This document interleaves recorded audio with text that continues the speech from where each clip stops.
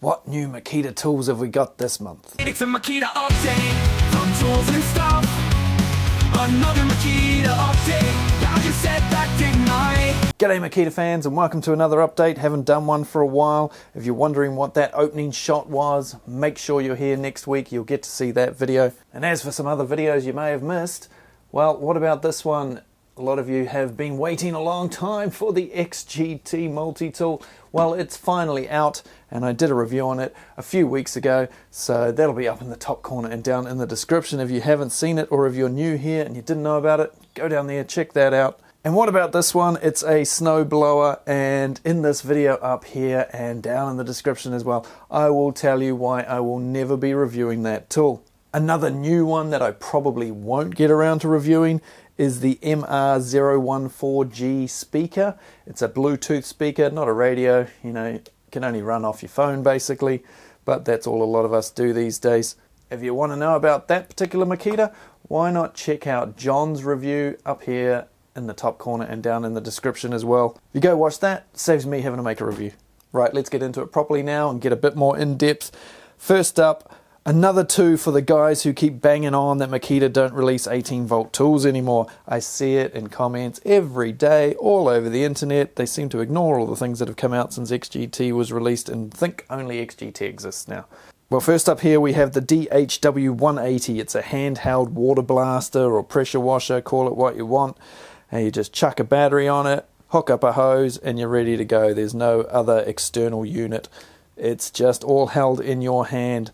Now it has two different speeds, 2.5 MPa or 350 psi on high, and on low 115 psi or 0.8 MPa, which is a bit gutless. I mean, that's basically what the water from my taps come out at anyway. It's self-priming, so you can just suck it up from a bucket or a river or even a bottle if you want to amuse your neighbors. It has a built-in 5-setting nozzle with various different degrees, different angles, you know, and there's a few other attachments you can get for doing other stuff, and you'll get about 36 minutes of runtime on high with a 6 amp hour 18 volt LXT battery. Next up, the DUA 200 8-inch or 200 millimeter sectional 3-piece pole saw. You can use it with or without the center extension. If you use it without it, according to Makita, 2.5 meter reach, and if you've got the extension in, 3.5 meter reach. I think those numbers personally are a bit low. I mean, the tool at its full extension is 2.7 meters long, and I can reach quite a bit higher than what they're saying. I mean, obviously, maybe they're a little bit shorter in Japan, you know, so, but if it's 2.7 meters long, I know I can reach higher than 3.5 meters. It's a pretty light unit, coming in at only 2.9 kgs when you've got it without the extension, or 3.4 with the extension. That's almost half of what the split shaft system comes in at. It's got an 80 TXL chain, it's got an auto tensioner, it's got a tilting head, which is nice, tilts through 120 degrees, and they're saying that it'll give you 600 cuts on a 6 amp hour battery through 50 millimeter cedar. That's quite a lot. And if it's anything like any of the other 18 volt chainsaws, I think you'd be far better off putting a 5 amp hour battery on it than a 6 amp hour. Now, if you're a Makita fan from the US, then you may have already heard that Makita USA may be waking up finally and may be about to release a bunch of stuff that some regions have had for more than a year. An apparent Makita employee in the US leaked a brochure on Facebook and Reddit before later deleting them. But it was too late, the internet had already gone nuts. So if you are in the US, you will finally be getting the 173. How's that? I mean, you won't be getting one that looks anything like that because that is a purple Japanese domestic market version. You've got to get one like that from Japan. They make different colors of them in Japan. If you're interested in any of those, take a look down there, and the review, of course, up here, down there. I did the review for this 18 months ago. 18 months ago. And it's finally been released in the US, but it won't be called the TD173D or even the DTD173. It will, of course, have the US model number, which will be the XDT20. So that, in theory, should be released before the end of the year in the US. Yay, people can stop asking me about it in the comment section. But by the time it is released, I mean, it's getting close to 2 years since it was released in Japan by the time it gets released in the US. So probably not too far away until the 174. So, hey, what are you going to do? As well as getting the 173, the XGT sweeper, which recently came out, will also be coming out in the US, as well as the router, the XGT half-inch router, also being released in the next quarter in the US. And also the new range of XGT concrete saws. And then there's this. You may recall my review of this if you are a regular. I reviewed this just over a year ago. This is the BL4040F, the high output 4 amp hour battery. There's the original 4 amp hour battery. What's different between them? Well, this one uses tabless cells. As far as I know, Makita were the first one to put tabless cells into a power tool battery, a commercially available one anyway. And like I say, that was over a year ago now that they released those in Japan and then here in New Zealand. And you're finally getting them in the US. Yay! Hopefully some other regions of the world will start getting them too. I think Germany have recently released them. Hopefully the UK will release them soon. So these batteries will run cooler. They will give you more power. This has the same power output as the 5 amp hour battery, but much smaller. I notice in the Makita marketing in the US that they say it's 34 or 35% more compact. I assume there's some small print that says it's more compact than the 5 amp hour battery because it's identical to the original 4 amp hour battery. They are almost exactly the same. There are some slightly different mold changes, but basically exactly the same size. This one is a little bit lighter. I can't remember, 50 grams or so. So the size comparison would have to be against this. They must be saying it's got the same power, but it's 34% smaller. Yeah, but you're comparing it to a battery that has 1 amp hour longer runtime. So, tool companies love using percentage numbers in their favor, don't they? Anyway, it'll be great once Makita US finally releases these and the US catches up. It seems now that Makita USA are starting to wake up. They're bringing out some tools finally, and some of them aren't too far behind. The router hasn't been out too long in the rest of the world. The sweeper hasn't been out too long, for instance. The cut-offs, concrete saws haven't been out too long. This has been out a long time, but hey, hopefully maybe the new changing of the guard at Makita US, they're gonna pump things out a little bit quicker. I just hope Makita USA get their marketing right and explain to people clearly what this is over this, so I don't have a whole lot of Americans saying that this battery is fake because it's got a different sticker on it. Because people complaining about fake batteries because of stickers is the bane of my life. Anyway, so that's super exciting for the US to finally get that. While we're on the topic of batteries, who wants a giant XGT battery charger? Well, they've just released 2 of them. The BCC01 holds up to 8 batteries, and the BCC02 can charge up to 12 batteries.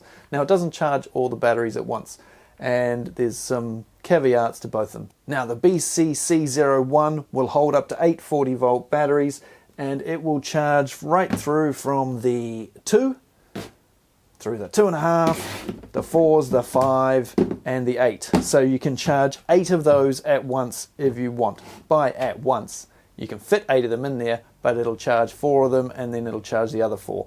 Because it's charging 4 at once, it's gonna be pretty slow. Makita say that it'll charge 8 of these in 9 hours and 20 minutes, which is basically the same as just taking one of these, putting it on a single rapid charger, and then taking it off and put the next one on, taking it off, blah, blah, blah, blah, blah.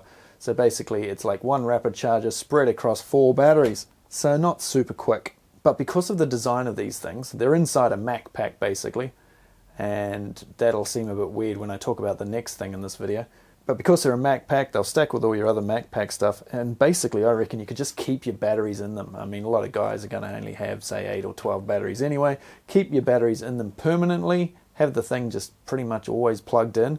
Or have all your batteries in it. Take it to work with you, use the batteries, chuck them all back in when you're finished, get home, plug the thing in, let it charge everything up. The ones that aren't charged, it won't matter, it just won't charge them. The Makita battery doesn't start charging again if it's fully charged. It won't add an extra count to the battery count or anything like that, so you don't have to worry about that. So it might be quite cool to just keep all your batteries in one place and it's the charger as well, you know. Seems like quite a good idea. Now if you get the 12 pack one, you're not going to be able to charge that battery or that battery. You're only going to be able to charge up to the 4s because basically it's the same size Mac pack. It's just got an extra row of charging, so you can only do up to 4s. Now a lot of guys only use up to the 4s anyway. A lot of guys, from what I've heard, only like the 2.5s. So you can put up to 12 4 amp hours in the 12 bay one, and it'll do 4 at a time again, 4, 4, 4, 3 different times. If you do get the 8 bay one, you can also use that to charge 18 volt batteries, because there's enough space that you can take the 18 volt battery or a 14.4 volt battery, stick the adapter on, which I can't find right now, but you know the one, the ADP10, and then chuck that in the place where you would normally put an XGT battery. So you could charge 18 volts and XGT in the same box if need be, but you would have to maybe get a few of the adapters. Let me know what you think about those. I think the idea of being able to have all your batteries in one box and just carry that around with you, plug it in, charge everything. You just always know that when you go in the morning, you've got everything in one box ready to go. You don't have to keep swapping out batteries all night while you're charging them at home. You can just know that, put it on in the morning, your 12 batteries will be ready to go. Seems like quite a cool idea. And the lid is completely removable, and it's got a waterproof seal and stuff in it, presumably. And handles and all the obvious jazz that you'll get with a plastic box.